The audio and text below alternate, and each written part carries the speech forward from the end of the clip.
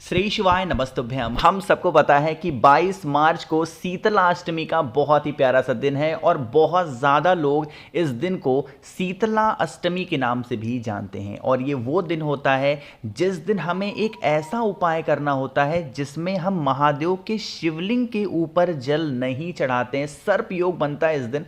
तो इसी की बात इस पूरी वीडियो में हम लोग करने वाले हैं। देखो, मेरा यहाँ लिखने का थोड़ा तरीका डिफरेंट है, बट जो उपाय मैं आपको बताऊंगा वो उपाय आपको बहुत आसान नजर आएगा, ठीक है ना। तो इसी की बात इस पूरी वीडियो में हम लोग करने वाले हैं। देखो क्या दिखाई दे रहा है, यहाँ पे आप सभी को एक तांबे के लोटे में जल दिखाई दे रहा है। अब यहाँ पे एक नियम समझिएगा।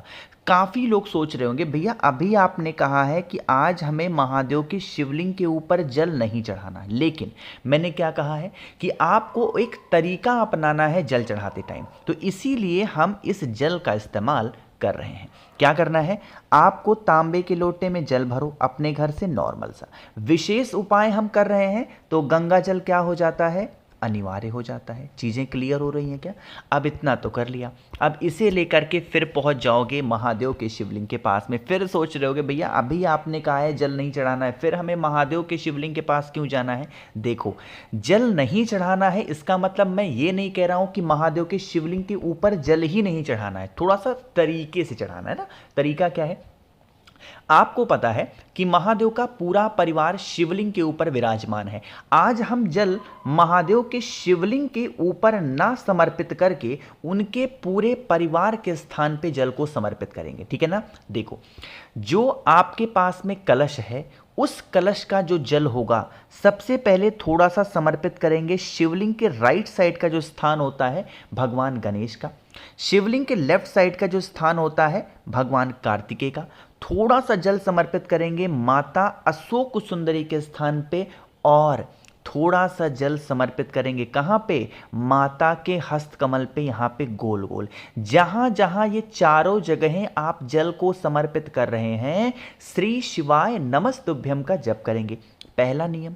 दूसरा नियम क्या कहता है कि जब आप जल को समर्पित कर रहे हो तो अपने कलश से पूरा जल खत्म नहीं कर देना है, थोड़ा सा जल कलश में बचा लेना। देखो, जो जल हमें चढ़ाना है सीधा महादेव के शिवलिंग के ऊपर जल नहीं चढ़ाना। जो 4 जगह मैंने बता दिए, सिर्फ जल यहाँ पे चढ़ाना और थोड़ा सा जल आप अपने पात्र में बचा लेना, ठीक है ना।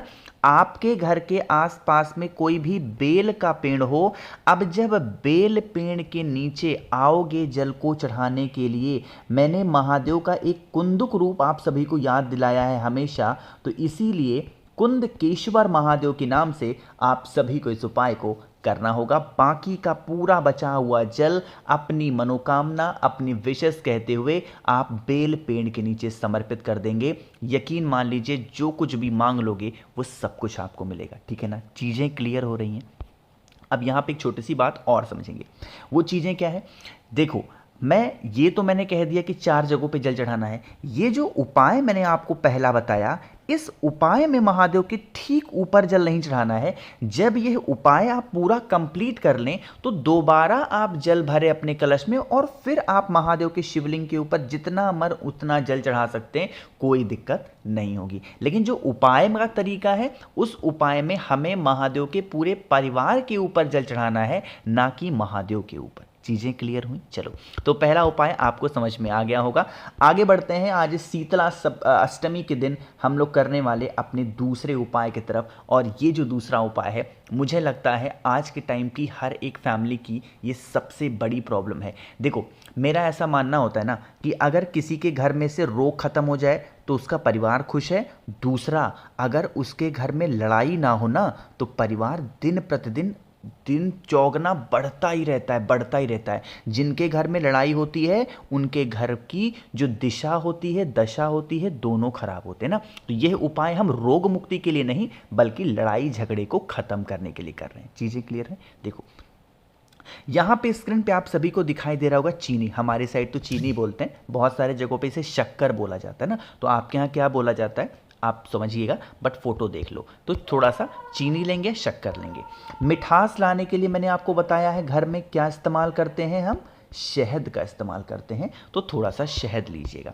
शहद के साथ में पहुंच जाएंगे सीधा महादेव के शिवलिंग के पास में। अब मेरी बातों को ध्यान से सुनिएगा। हम जब लड़ाई झगड़े का उपाय करते हैं, किसी की हठ को दूर करते हैं, एक नाम बताया है मैंने, याद हो गया होगा मुझे लगता है अब तो आपको। कौन सा नाम? देखो बार बार मैं लिखने इसलिए लिख देता हूँ ना कि चलो ठीक है भाई, कोई इंसान जल्दी समझ जाता है, कोई इंसान लेट में समझता है ना, तो लिख देने से आपको क्लियर हो जाएंगी। क्या लिखा हुआ है? हाटकेश्वर महादेव। सबसे पहला काम, जो आपके पास में शहद है, उस शहद का लेपन करेंगे पहले महादेव के शिवलिंग के ऊपर। जैसे यहाँ पे लेपन मैं कर रहा हूँ, आप भी लेपन करना। लेपन करने के बाद में आपके पास में शक्कर है, अरे है, तो उस शक्कर को इसी शहद के ऊपर आपको डाल करके और फिर इस शहद का लेपन इस शक्कर का लेपन इसी शहद के ऊपर करेंगे। उस व्यक्ति का नाम और गोत्र बोल के, जो भी व्यक्ति घर में आपके बहुत लड़ाई कर रहा, बहुत झगड़े कर रहा, उस इंसान की जो हरकतें हैं आपको बिल्कुल पसंद नहीं आ रही हैं, करिएगा। साथ ही साथ हाटकेश्वर महादेव का स्मरण करके आप इस उपाय को करेंगे और फिर एक लोटा शुद्ध जल तांबे के लोटे से श्री शिवाय नमस्तुभ्यम का जप करके समर्पित कर दीजिएगा। ठीक है ना? चलो भाई, तो यहाँ पे 2 उपाय आपको समझ में आ गए हैं। अब जो उपाय हम लोग बातें करने वाले हैं वो बहुत स्पेशल सा, बहुत ही प्यारा सा, ये तीसरा उपाय है। लेकिन उससे पहले आप लोगों की डिमांड पे, आप लोगों की कहने पे एक बार दोबारा से कुछ ऑफर है आपके लिए। वो क्या ऑफर है सुनिएगा। जैसे इस बार 2 तरीके आपको दे रहा हूं, दोनों में से कोई एक आपको चूज कर लेना होगा। पहला ऑफर मैं दे रहा हूं कि अगर आप मुझसे 7 मुखी रुद्राक्ष लेते हैं तो इसके साथ आप दूसरा एक और 7 मुखी रुद्राक्ष मुफ्त ले सकते हैं, खरीद सकते हैं। एक खरीदोगे दूसरा फ्री मिलेगा। अगर ये ऑफर आपको पसंद ना आए तो दूसरा ऑफर और है, वो ले सकते हो। वो क्या है? आप अगर 7 मुखी रुद्राक्ष मुझसे लेते हैं या 9 मुखी रुद्राक्ष मुझसे लेते हैं, दोनों में से कोई एक रुद्राक्ष खरीदते हो, तो इसके साथ में मैं आप सभी लोगों को दे रहा हूं 5 मुखी रुद्राक्ष मुफ्त, 3 मुखी रुद्राक्ष मुफ्त, रुद्राक्ष की माला जप करने के लिए मुफ्त, 50 ग्राम भस्म महादेव को समर्पित करने के लिए बिल्कुल मुफ्त। इसके साथ जो स्क्रीन पे रुद्राक्ष का फल दिखाई दे रहा है, एक रुद्राक्ष का फल, वो भी आपको मुफ्त दे रहा हूं। तो इन सभी चीजों का अगर आपको लाभ उठाना है, ऑफर का, जो ऑफर आपको पसंद हो, तो 9005643345 मेरा व्हाट्सएप नंबर है। लेट मत करिए, जल्दी से मैसेज करिए। यह ऑफर 30 मार्च तक अवेलेबल है। उसके बाद में प्राइस भी बढ़ जाएगी और ऑफर भी खत्म हो जाएंगे। ठीक है ना? तो चलो अब बातें करते हैं इस उपाय की। और हाँ, जो मैं रुद्राक्ष देता हूं वो धागे में लगा के दूंगा आपको, 7 मुखी अगर मंगाओगे या 9 मुखी। ठीक है ना? अब देखो, हम इस उपाय को करने जा रहे हैं। आपको पता है कौन सा दिन है? ये है शनिवार का दिन, है ना? आपको पता है शनिवार के दिन हम अपने घर के कष्ट को खत्म करते हैं। और इस तीसरे उपाय में हम यही समझने वाले हैं। आपको लेना है थोड़ा सा दूध। दूध की मात्रा बहुत ज़्यादा मत किया करो, थोड़ा सा दूध लेना, ठीक है ना? दूध नॉर्मल, उसमें कुछ डालना नहीं है। दूध को लेंगे और उसके बाद में पहुंच जाना है पीपल वृक्ष के नीचे। कोशिश करिएगा शनिवार के दिन आप इस उपाय को शाम के टाइम पे प्रदोष काल में करेंगे। ठीक है ना?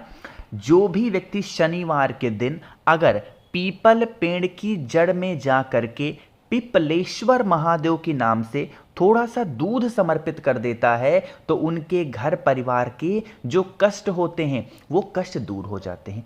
दूध समर्पित करने के बाद में आपको थोड़ा सा आटा लेना है। कौन सा? गेहूं का आटा लेना है और उसे पीपल पेड़ की जड़ में अगर आप डाल देते हो, तब तो आप मान लीजिए कि आपके घर में कभी पितृदोष नहीं लग सकता, क्योंकि वह आप कर रहे हो, अपनी चींटियों को डाल रहे हो। वहां पे जो छोटे छोटे होल होते हैं ना, उसमें रहती हैं चींटियां, उनके लिए आटा डालने से कभी पितृदोष नहीं लगता। चीजें क्लियर हैं?